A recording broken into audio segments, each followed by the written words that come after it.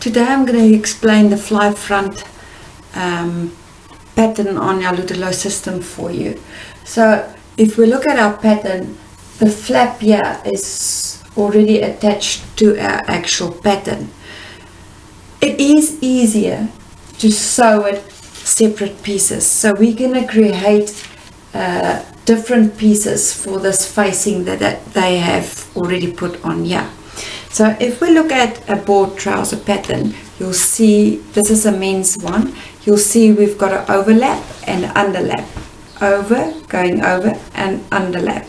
On women it's the other way around. Okay, so if we look at this one, you will see with the overlap we've got a facing. We call this a fly front facing. With the underlap we've got a fly front shield. It's exactly the same on the woman's one. So all board patterns are like this: overlap, underlap, overlap, it's got a facing on it, underlap, it's got a fly front shield. Okay, so if I want to create this, what I do is I've just done a square piece of paper and decided on the width of my actual pattern. You can take the same width as that. I like to make mine 1 1/4 inch or 1 1/2 inch, it doesn't really matter. And then I already added all my seam allowances around it. The length is usually the same length as from that point to that point with your added seams. Okay, we can also do this fly facing a little bit rounded at the under corner here. So on most board patterns you will see it's rounded and not square. These days you get quite a lot of square ones as well, but it really doesn't matter which one you use. So the fly facing goes with the overlap of the actual fly front. Now to do my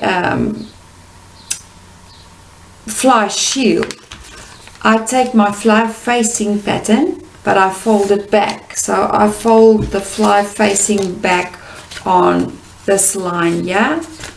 Can you see? So we've just got that one without the seam allowances on that side.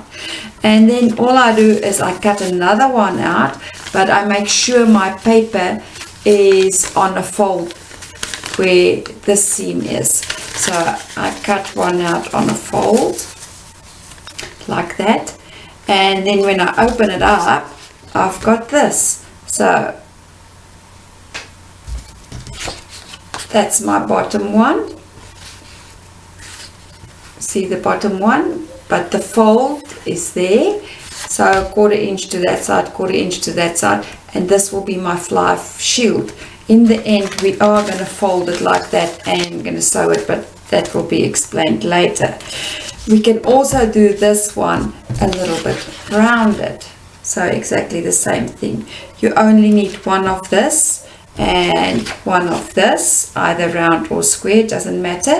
And then we're going to cut our trouser pattern like this. So no facing already cut with it.